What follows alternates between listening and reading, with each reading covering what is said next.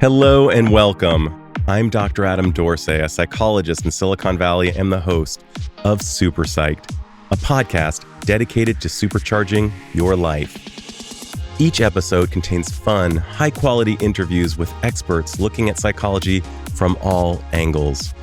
Super Psyched is your tool to get more of what you want in your life and less of what you don't.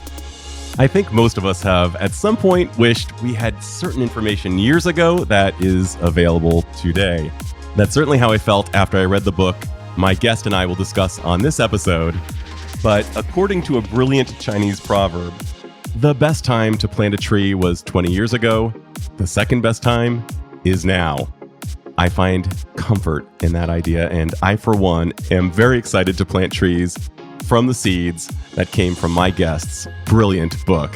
Jeremy Utley is Director of Executive Education at Stanford's D School, that is, its School of Design, and an adjunct professor of Stanford's School of Engineering. He's also the host of the D School's widely popular program, Stanford's Masters of Creativity. Indeed, creativity and ideas make a huge difference, and just how big a difference is reflected in the title of the book he co-wrote with his Stanford colleague, Perry Claiborne. The title is Ideaflow, the only business metric that matters. I love this book so much that I'm committing to listening to it 3 times so I can better implement the practices. And I'm not alone in my love. It has an average of 4.9 stars on Amazon, and people like Dr. Frederick G. Fert, Google's chief innovation evangelist, and many other thought leaders have publicly praised the book. So if the most innovative companies tend to have the best bottom lines financially, and the technology of creation described in this book can have positive impacts on virtually every area of your life, I'm guessing you'll want to listen in. Without further ado, Jeremy Utley, welcome to Super Psyched. Thanks for having me. I'm super psyched to be here.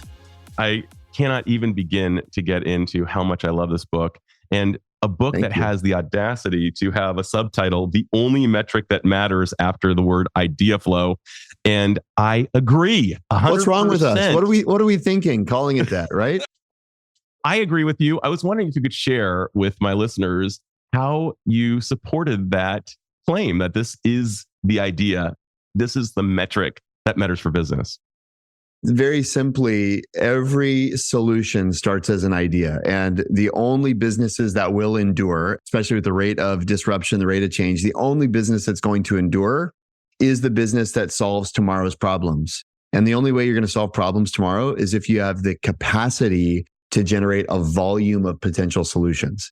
And so Ideaflow is the rate measurement of your individual or organizational capacity to generate a volume of possible solutions to any problem.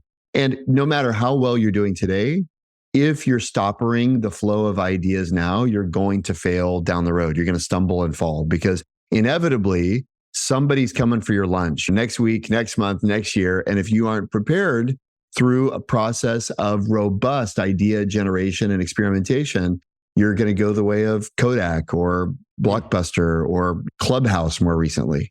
So true. And you really help the reader understand that there are roadblocks genetically. There are cognitive biases like loss aversion that really stopper, I like that verb, stopper our capacity for creativity. And we get it kind of weeded out of us through shaming and fear of not doing well. You even cite if a company comes up with punitive metrics for mistakes, this is actually a bad thing for business, and that there is a direct correlation in most companies in terms of their levels of innovation and their bottom line. They tend to be more innovative they are, the better their bottom line. So Absolutely. There you go. And how come this is not being taught in every school from kindergarten on? It's difficult because we tend to value predictability. And so we tend to want to reduce variation and all that stuff. And yet innovation is not something that you can make efficient. The question is, can I be effective? And efficiency and effectiveness are very different. And so because we can't really optimize, we tend to over-rotate on the things that we can optimize. And, I've got a Post-it note on my desk here. Phrases come up sometimes. I just write them down on scraps of paper. And I have one that says, optimize for luck. And I think love that one. Yeah, no, I do too. And it's like, sometimes I look at it, I'm like, I don't even know what that means, but I keep it here because it means something to me and I've yet to really unlock it. What does it tell me? Well, it means prepare to be lucky. And I love that idea. Earl Nightingale said in the 50s, something along the lines of, there's no such thing as luck. There's only preparedness meeting opportunity. And when you say optimize for luck, well, if you're doing the metrics, like some of the cognitive drills that you describe, and we'll get into those in a moment, changing the subject of your email 10 times just to prime the pump, things we can do to think outside the box. And I was telling you offline, just today, when I was coaching a guy with his parenting, I decided to put myself through the task. While he was talking, generating as many ideas as I could possibly generate, be helpful to him. At one point, when it was appropriate, I shared those ideas. They were good ideas, according to him. He said, can you please take a shot of that and text it to me? I came directly from you. So you were coaching me from the sidelines. Well, and the thing that it's not magic, right? It's just a matter of shifting your goal from the right answer to lots of possible answers. And when you shift your goal, it's one way to short circuit that Einstein effect or the cognitive bias that makes you want to fixate on one solution. The truth is, very few of the problems we're facing are math problems, right? They don't only have one right answer. I'll give you a personal story from my life. I live in a house that's built in 1908, so it's 115 years old.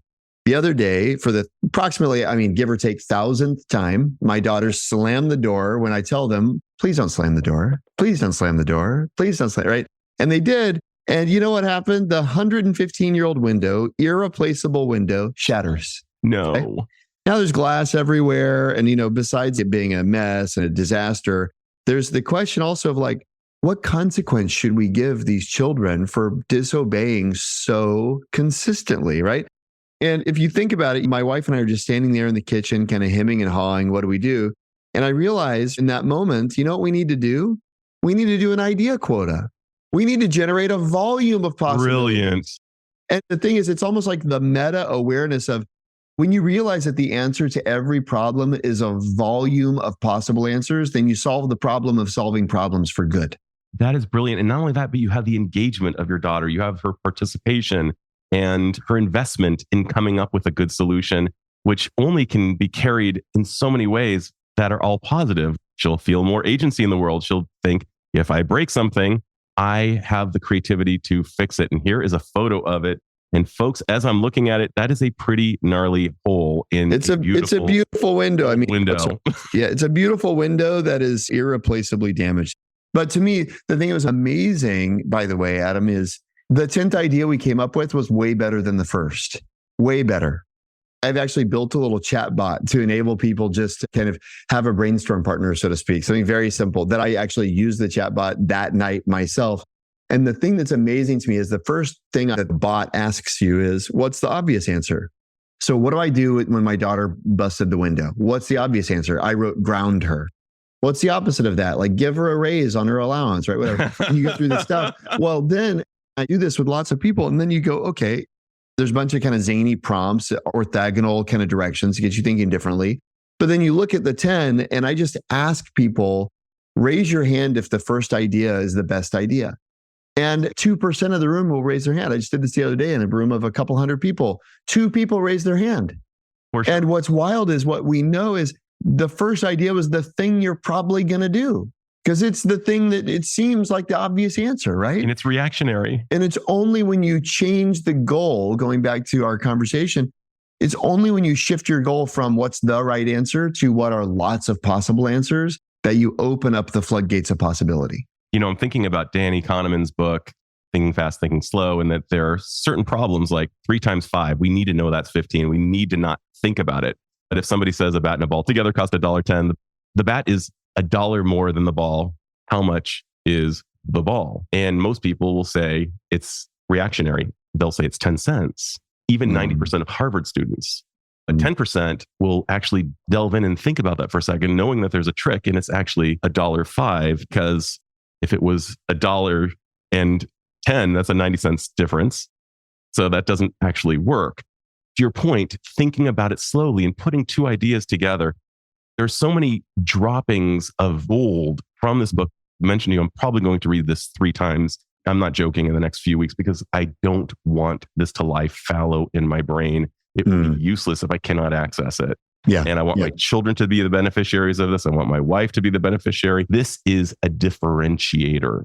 You know what's interesting, by the way, Adam, is you're not the only person to tell me they're having their kids read it. That's funny. I have a good friend. He's a head of innovation at a global bank. And this is totally random. He's based in London. I am based in California. I'm visiting family in Texas. And randomly one day while we're in Texas, we say, let's go to the Fort Worth stockyards. So we're watching the running of the bulls, these longhorns at the stockyards. And I look down the street and who do I see? I see my buddy Steve from London in Fort Worth. And I ran down the street and I go, Steve? He goes, Jeremy, what? So we're kind of talking. And then you know what? His college-age son is standing next to him holding the UK edition of my book. And he goes, my dad told me I have to read this. But I hear it a lot. That folks are like, I want my kids to know they need to work this way. And I'm thinking that with the advent of AI, the differentiator is not going to be how quickly we can solve our math equations, although that's important. I'm not in any way, shape, or form saying about the baby with the bathwater. But I think it's my hunch, and please tell me if you agree, that one of the key differentiators to being competitive in the future is going to be a creativity quotient. Period. Full stop. Okay. Done. Sold. Yeah. So how do we instill that in our children? One of the things we have to do is we have to value it ourselves. Children are great BS detectors. They're great hypocrisy detectors. And that's painful to us, right? Because when we are hypocritical, it's just like, But when you recognize if we don't value it ourselves, if we always have the right answer, good luck getting them to see that there's lots of possible answers. So to me, it's like that old saying, physician, heal thyself. Starting with yourself is a great way. I mean, for me, I've been on like a vendetta against hypocrisy for this whole book project because so many things that I learn, I realize I didn't practice. I'm like the professor of innovation, and yet I fall prey to these same cognitive biases. I fall prey to these same traps and things like that. And so I started just saying, if I'm unwilling to do it, I can't teach it and I can't write it. And if I'm going to teach it, or if I really want to teach and write it, like for example, I loved learning that Thomas Edison would take a nap when he got stuck. I thought that was awesome. He would actually put pie pans under the arm of he'd sit in what he called his thinking chair. He'd put ball bearings in his hands, and then he would sit there with his hands on the armrests. And then whenever he fell asleep, his hands would relax. Ball bearings would clatter into these pie pans, and he'd wake up and he'd tell his assistant to take dictation of whatever he said when he woke up. Well, I love that story just because I love wacky stories. And then I realized I hate napping. You can't get me to take a nap. And I had to make this hard decision. Either I have to stop telling the Thomas Edison story, or I need to start strategically napping. And I chose the latter path. And I have to say, I relish the opportunity. Sometimes, actually, I even wrote a blog post about this. Sometimes even attempting to nap provides a breakthrough. I don't even actually get to sleep before it's like, my brain can't handle all of the solutions that have come to me in just the period of time I'm just sitting there with my eyes closed. And Dr. Andrew Huberman, a colleague of mine at Stanford, he calls that non-sleep deep rest, NSDR. And he's got like a protocol for NSDR. But the point is, it's a scientifically backed thing that Edison was tapping into way back in the day. And that thankfully, because of my vendetta against hypocrisy, I've been a fortunate enough beneficiary of, that I get to tell that story because it's benefited me. I can't tell you the number of times I've broken through on the way to a nap. I really can't tell you the number of times. It's happened so many times now.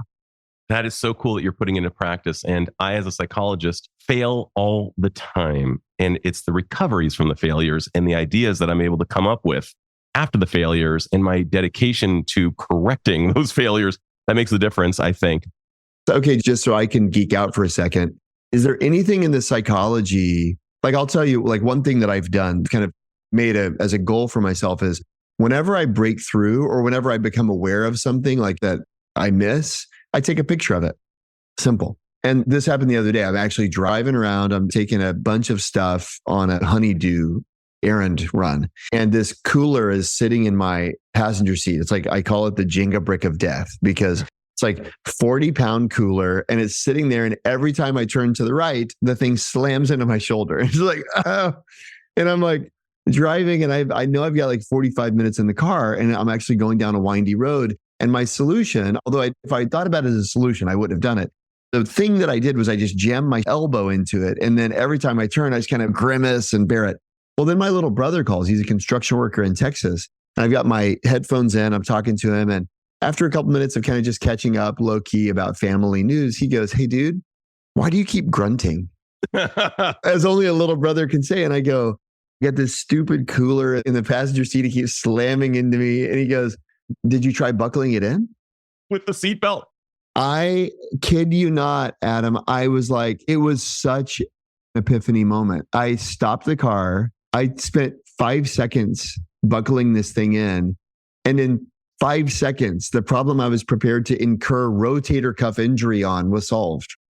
And I took a picture and I just said, "Zach, you have no idea how," I said, "I have a whole chapter in my book about the value of an outsider's perspective." Totally. But I never even thought about this as a problem, And anyway, all that to say, I took a picture of that moment. And I wonder if you have any thoughts on this when you say, after you fail is a good time to kind of learn. Is there something to that practice of kind of documenting it? And if so, what is it? I think what you want to do is document it. You want to think about it like a problem, the way you described it, rather than a task. You said that a problem is something that needs to be solved over time with ideas. And you've also said, and I need to share this with the listener, that the number of ideas matter. And don't throw out the bad ones because they actually may be connected to a good one. Yes. And so I love that idea.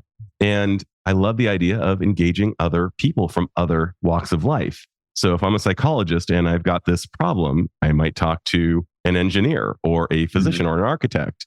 And just like you described Richard Feynman doing, the great physicist who would sit with biologists and philosophers, and it would enhance his capacity to show up as a physicist. Yes, that's right. Totally brilliant, bonkers even.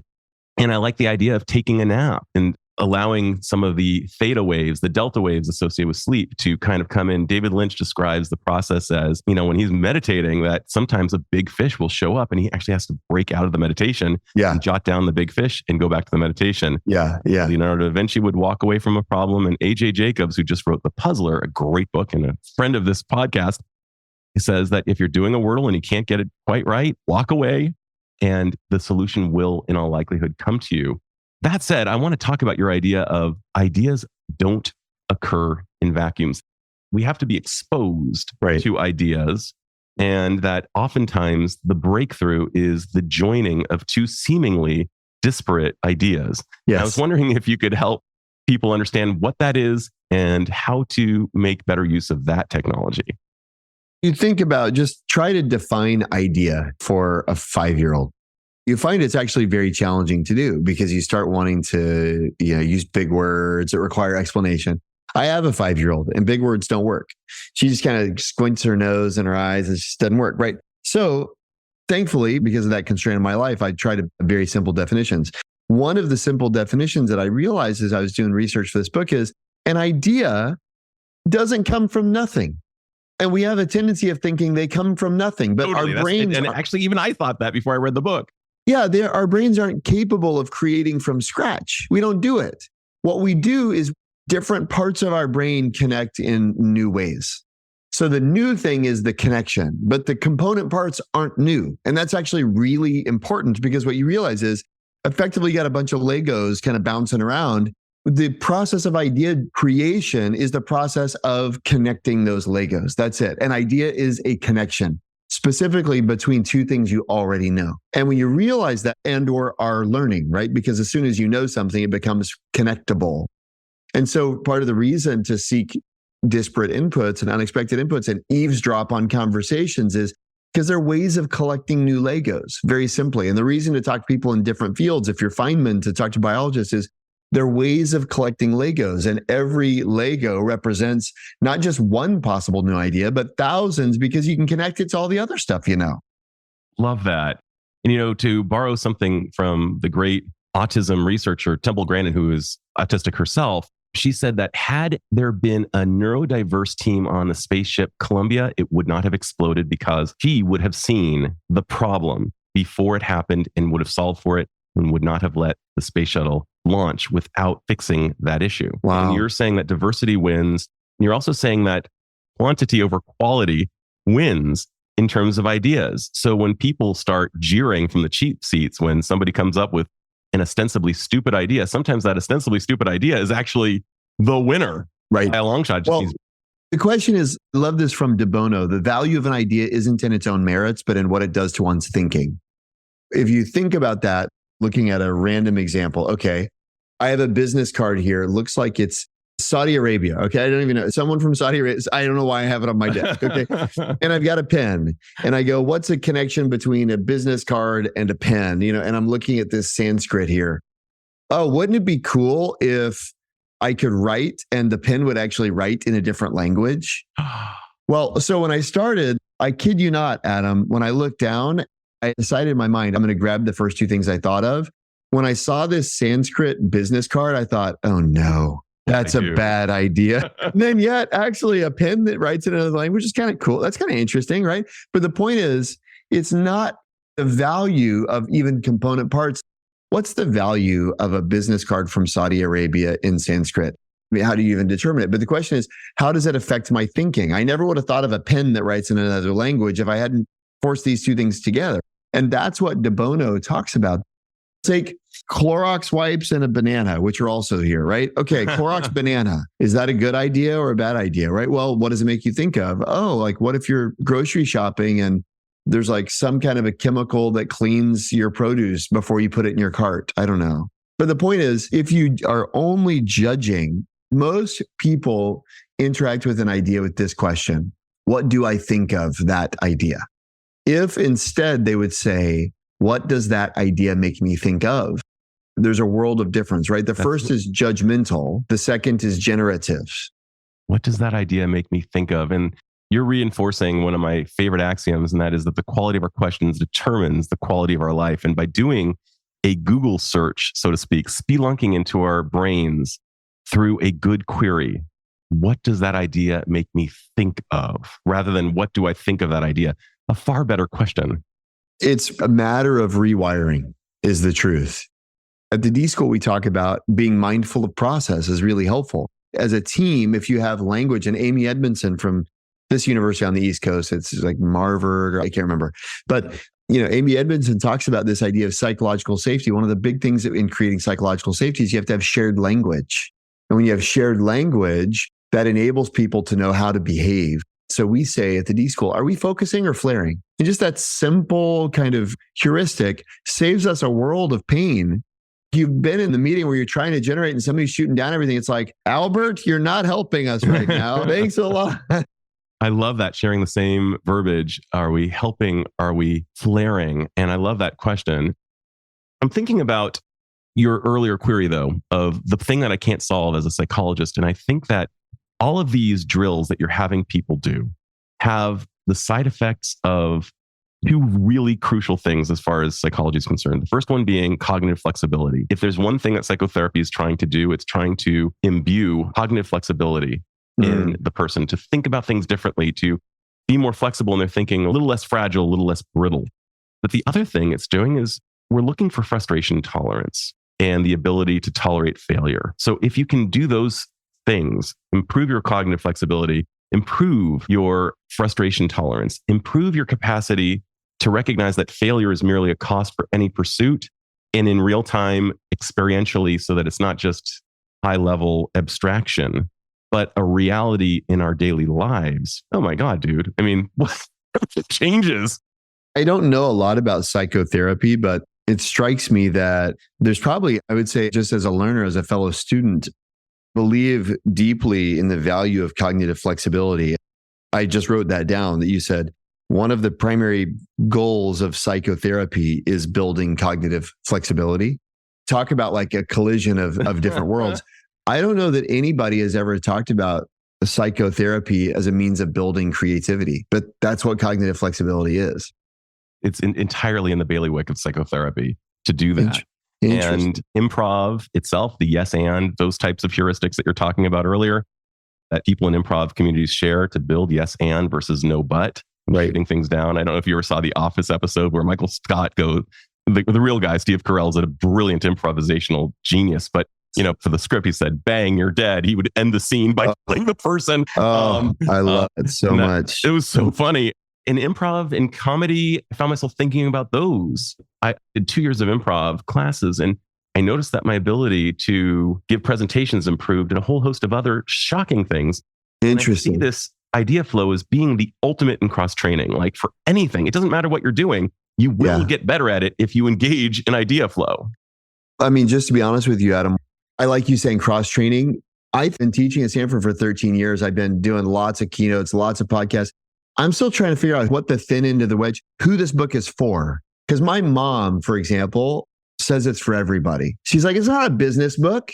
And I go, yeah. The only thing I can compare it to, and you know what it needs? It needs Ideaflow is what it needs. I mean, it's like physician, heal thyself. Again, I listened to James Clear talk about how with Atomic Habits, like who needs better habits? Everybody, right? But what he did was he did some targeted work towards VCs because he thought, oh yeah, they're into growth, right? He did some targeted work towards homeschooling mothers because he thought, wow, they build their homeschools around habits. He did some targeted work around CrossFitters because he felt like, oh, like their habits, like they get really into certain, ways of working out, et cetera.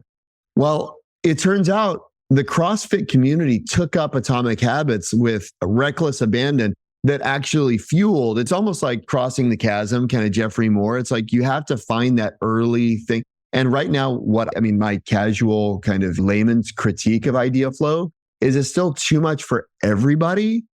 I haven't actually found, Perry and I haven't really found our CrossFitters. Who is the group of people that are absolutely voracious, who are going to be like enthusiastic evangelists of Ideaflow? I don't know actually who those people are. I mean, I know it's for everybody. I know it's beneficial for everybody. And I can make the case in a hand-to-hand combat kind of way why everybody needs it. To me, like for something to become a part of the zeitgeist, you actually need that kind of core catalyst crew. And I, candidly, not sure who that is. Well, I'm going to make a proposition. Yeah. I'm going to propose that it be, at the beginning, educators, since they are the starting point for all pursuits. So what if every year a part of the curriculum was age-appropriate Ideaflowing? Like this is just something we do. And if this became part of the academic world, the educational world, there would be a lot of adopters. You're getting my unsolicited feedback, but that would be my idea. To your point, there are a number of folks in our community who have become really keen fans, especially like folks who run makerspaces or entrepreneurship programs. Like I've got a friend at Scarsdale in New Jersey, I think, and she just texted me the other day, I'm having my 10th graders read chapters 4, 5, and 6 for homework over the weekend. Which is to say, I think your hunch is right, but we haven't done a great job of kind of operationalizing that, so to speak. So yeah, and then it would just be commonplace in companies and other circles. One of the things that I noticed was I served on a board, and the board's capacity to thrive or flail was really incumbent upon its capacity to be creative. So boom, there you go. I mean, I cannot think of a single nook or cranny in which this technology doesn't matter. I'd love for you to speak a little bit, though, about some of the basic truths. You talked about having 3 to 6 people in a particular group. Diverse teams make better decisions. You use the word scrappy a lot. I was wondering, what are some of the things that the listener could take away before, of course, buying and reading this book, hopefully multiple times and implementing it into their lives? Well, I mean, one of my favorite things is one's capacity for or tolerance for bad ideas. We've kind of talked about it in a number of different ways with like De Bono. There's no such thing as a bad idea.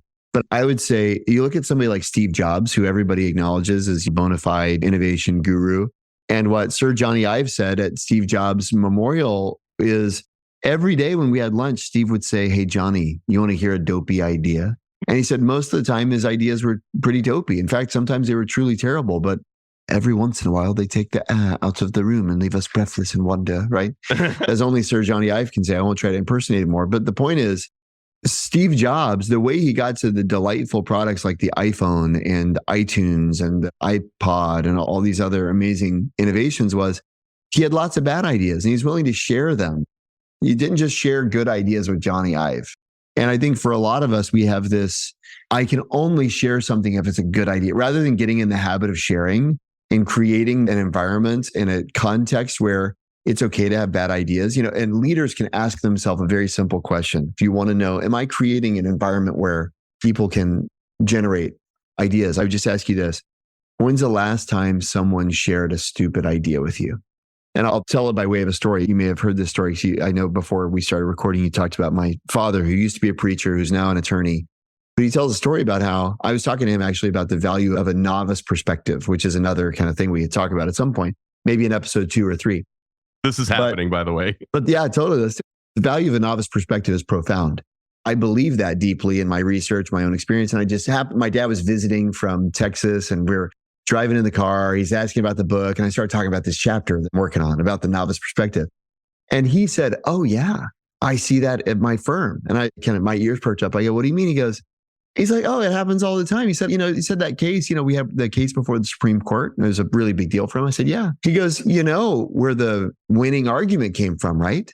And I said, no. He goes, yeah, this kid, he couldn't have been more than 18 months out of law school. He said, the guy doesn't even know where the copy machine is. And he comes into my office. He said, he shuts the door and he goes, Mr. Utley, I'm about to say the stupidest thing a lawyer's ever said, but I think this might be a way to win the case. And he said, that bonehead who doesn't know where the copy machine is, the stapler gun is, he identified a logical argument that won us the case before the Supreme Court.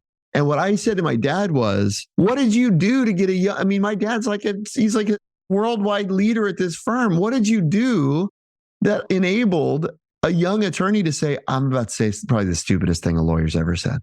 And to me, that's all that say. That's kind of the intro idea behind that question for a leader. When's the last time somebody shared a stupid idea with you? And most of the time when I interact with teams, I get one of two answers. One is, I can't think of the last time. In which case I'd say, thank you for your honesty, sir or ma'am.